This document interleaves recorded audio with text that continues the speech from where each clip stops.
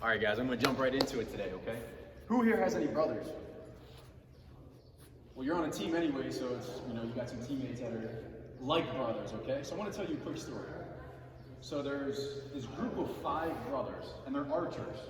Archers that shoot competitively, shoot bow and arrow. I don't know if any of you guys are hunters or anything like that. But there's these 5 brothers, and ultra competitive, and they want to take their skills to the next level. Just a little side note, there's guys that are so skilled in archery that they can shoot a baby aspirin, a tiny little pill, out of the air from like 30 yards away. I mean, it's just some unreal stuff. But there's these 5 brothers, and they want to take their skills to the next level, so they hire this coach, this mentor, this guru, okay? This guru comes to start working with them, start coaching them, and the guru takes them outside. They walk to the archery range, and they walk right past the archery range. They walk right past the field. And they come to this little pond. And with this pond, there's a tree hanging over the pond. And right at the pond, the coach takes out a wooden fish. Probably look a little funny, a wooden fish, but he's got eyes, he's got fins, he's got, all the detail on this wooden fish. And this coach takes the wooden fish, ties it by a string, throws it over one of the branches and dangles it over the pond. Can you guys visualize this? Can you guys see this? Can you imagine that? Okay. Now their first exercise, their first drill to do with this new coach is to shoot the wooden eye of the fish. So the coach draws a line, and of course the older brother says, I'm gonna go first, I'm the best one here, watch me, I'm gonna hit it right away, right? He gets all hype, all excited. So the oldest brother comes up, he lines up his bow, and the coach says, what do you see? And he says, I see the fish, I see the water, I see the reflection of the fish off the water. Then the second brother comes up. He stands in the line, he draws back his bow, and the coach says, what do you see? And he's standing there, he says, I see the rope, I see the tree. Third brother, fourth brother comes up, he says, what do you see? He says, I see the background, I see some animals in the background. Till the 5th brother comes up, he stands at the line, youngest brother, right? Supposed to be the worst one. He stands at the line, and the coach says, what do you see? And the youngest brother says, I see the eye of the fish. And the coach goes, shoot! I'm going to come back to that story in just a second because you guys don't know who this crazy guy is talking about archery and shooting a wooden fish, right?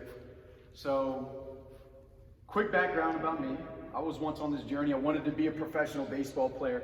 I remember my 9th grade year in school, we were supposed to do a little speech in speech class about what we wanted to be when we grew up. People put, doctors, dentists, business owners, so on and so forth. I stood in front of the class and said I wanted to be a Major League Baseball player. So I had a good high school career. Billy and I played together in high school. Went on to play at a little Division I school. Had an average career, but I never got the type of success I wanted, right? I wanted all these records. I wanted all of this fame. I wanted all of this control. The same things that you guys want, right? You guys want to perform well. You want the numbers. You want the status of going and playing at another school. You want the control to be, the dominating player on the field. You want good relationships with your teammates. I wanted all of those things, and it seemed like I was just average, and I couldn't get to that next level, and I could never figure out what it was. So my senior year came, didn't get drafted, and I said, man, I got too much passion, I got too much love for this sport. I can't just end here, I can't just quit here. So I went on to coach, and I coached baseball for 6 years, and I did some numbers. I did over 17,000 one-on-one lessons, right? And you do something 17,000 times, you start to see some patterns, and you start to learn a little bit, right? Camps, teams, all that good stuff. And I realized it's not about how big or how small or how fast or how strong, not only in baseball, in any sport, it's about this mental side of the game. And at that point, while I was coaching, unfortunately, I put my well-being into somebody else, my mental, emotional, physical well-being in someone else, for a negative output on my life, okay? So that took me out of coaching into this entrepreneurial journey. And since last year, thanks to social media, you guys are probably all on social media, thanks to social media, I've had the opportunity to work with high school, collegiate, professional, and Olympic level athletes just on this thing, just on the mental and emotional side of the game. So I want you guys to just go through a little exercise. Lay down. I know you guys might be a little uncomfortable sitting there. Okay, just lay down, just relax. I'm going to walk you through a little bit of an exercise, okay? Just get comfortable. Just relax and just breathe for a second. Close your eyes. I promise none of your teammates are going to come over and mess with you. Close your eyes just for a second, okay? And I want you to imagine yourself 1 year from today. And everything just goes exactly the way you want it. Hitting-wise, everything goes well. Fielding-wise, throwing-wise, pitching-wise. Maybe you play another sport. Maybe you got bigger. Maybe you got faster. Maybe you got stronger. And I want you to imagine what team you're on. Maybe what high school team you're on. Is it the same travel team? And I want you to imagine your teammates. Hopefully all of you guys here are still playing together. Maybe you are, maybe you aren't. What are your relationships like with your coaches? Everything goes perfectly. You have the success you want on the field. You have the relationships you want off the field.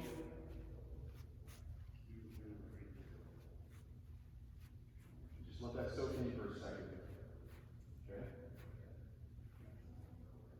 Now I want you to imagine everything goes perfectly 12 months from now, okay?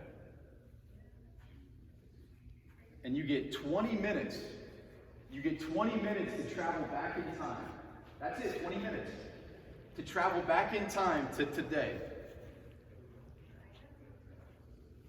Everything went perfect over the next 12 months. You get 20 minutes to come talk to yourself today. You would want to know the most valuable information. You would want to know the most impactful things that allowed you to have success over the next 12 months. What were your workouts like? What were your practices like? What did you do in games? What was your hitting like? What was your throwing like? What was your fielding like? How did it feel to be that type of player? What did that player look like? What did that player sound like?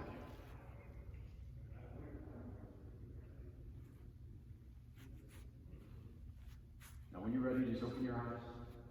Open your eyes and you can sit back up. Now if you had 20 minutes to explain to a younger version of yourself how everything went perfectly, you think that 20 minutes would be pretty valuable, right? Yes? No? You would want to make sure you give the best information that 20 minutes, right? You would want to make sure you gave the most impactful information that 20 minutes. That's what Billy and I are hoping to do for you today, give you the most impactful 20 minutes for the next 12 months of your life. So what are some of the most important things to allow you to be that player 12 months from now? I want to go back to that fish story, okay? Because all of you guys see the exact same thing. You're looking at the exact same game. All of the players that you're playing against are looking at the exact same game. But we all perceive it a little bit differently. That older brother came up and he saw the reflection of the water and he saw the fish. The second brother saw the tree and the rope. The fourth brother saw the things in the background. They were all looking at the exact same frame. They were all looking at the exact same picture. But it's what they decided to focus on. And through that focus, the youngest brother was able to have the type of confidence to actually achieve what he wanted to achieve. So how do you get to that focus? How do you get to that focus where you're looking at the same picture as your teammates and you're not overwhelmed by anger or frustration or anxiety or nervousness or guilt or shame or fear or any of those things? So Billy touched on the breath, but I want you guys to stand up just for a second. So I want you to have an experience with this.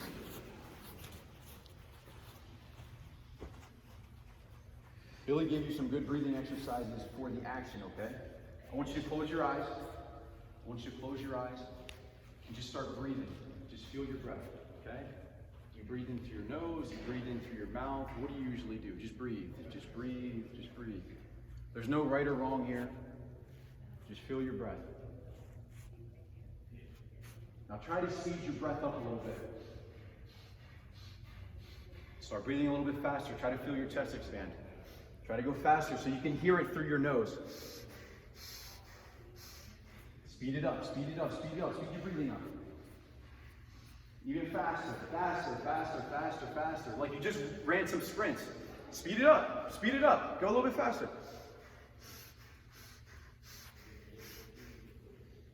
Now relax, open your eyes. See, when your breathing speeds up, your heart starts to race. Your heart rate starts to go up a little bit. Whether you feel your heart rate now, you just feel it in your body. Your blood should be flowing a little bit more, a little bit faster, right? Okay, now close your eyes again. Connect to your breath, just your normal breathing. And notice the difference between breathing fast and your normal breath.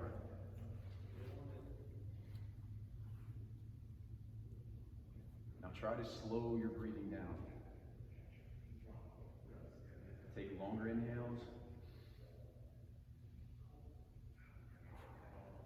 Longer exhales. Just slow down. Slow down, slow down, slow down. Long inhales, long exhales.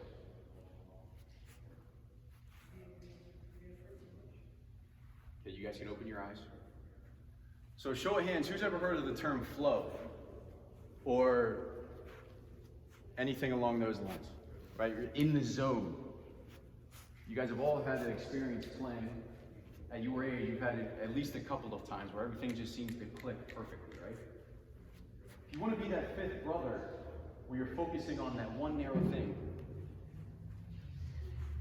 one of the most impactful things that you can do is figure out the range where you're breathing too fast or too slow.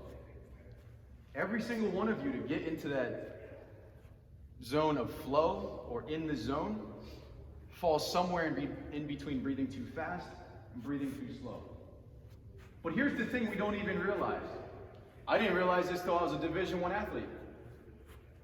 When you get tense in this sport, when something doesn't go your way, someone just got a base hit off you, someone just hit a home run off of you, you just struck out, you just had an error in the field, we don't even realize it, but our heart starts to speed up. Our blood starts to race a little bit faster. Our heart starts to pound a little bit faster. It's an unconscious process. On the other side of the equation, calming yourself down, relaxation is a conscious process. Nervous, tension, anxiety, stress, all of those things happen without us even realizing it. So every single one of you, your optimal zone of performance falls in between breathing too fast and breathing too slow. It's a little bit different for everyone. It's a matter of finding where that range is for you. I'll give you an example. Here's an Olympic level diver. Olympic level diver. Okay, so can you guys envision a platform for a diver? He's got to climb up the ladder, right? So he climbs up the ladder as fast as he can go. So his heart rate's pounding, right? Literally coming out of his chest. And he has this breathing routine where he's slowing his heart rate down until he gets to this point where he knows exactly where he needs to be. Then he knows it's time to execute his dive. And he's able to do it consistently over and over and over and over and over and over again. And you guys have all had at least a little bit of success on the field.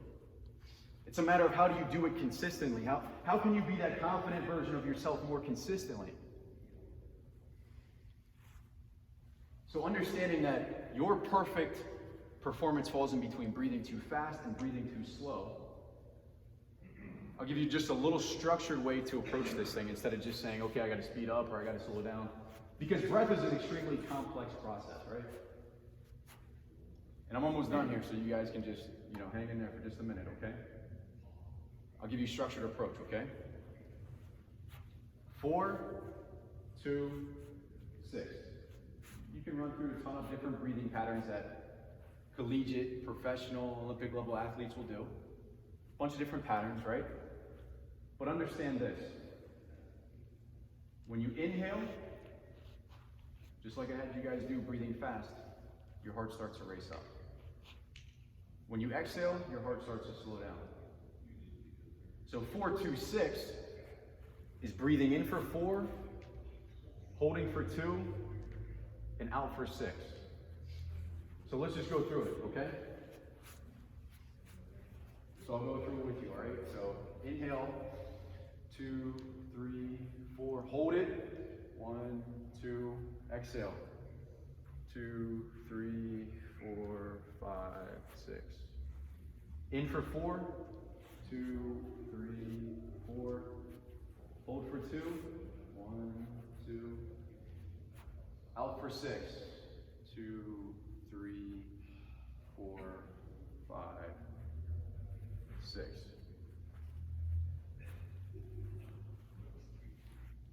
So that's a structured approach that you can use in baseball specifically. You guys can sit down. Move on here, okay?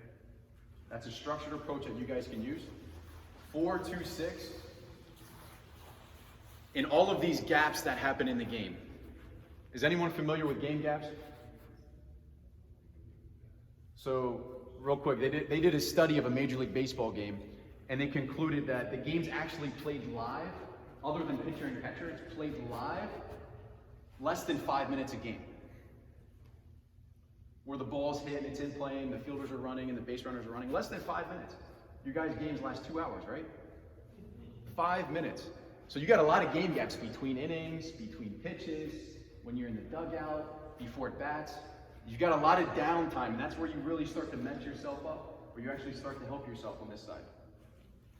So the breathing, the 4-2-6, just allows you to calm yourself down. Because like I said, anxiety, that stress, that frustration, when your heart starts to speed up, it happens without you guys even realizing.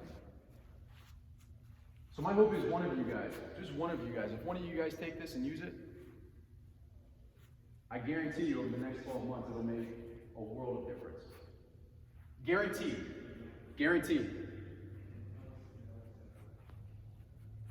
You talk to professional, you talk to Olympic level athletes, one of the key components is that breath. So I hope we made an impact on you today of how important that is, and that you guys take it and start to implement it. So thank you guys. I wish you guys best of luck. Hey guys, thanks for watching. I just want to let you know we're always uploading some new free resources on our website. So check them out in the description below. Find out which one is the best for you. And I hope to see you soon.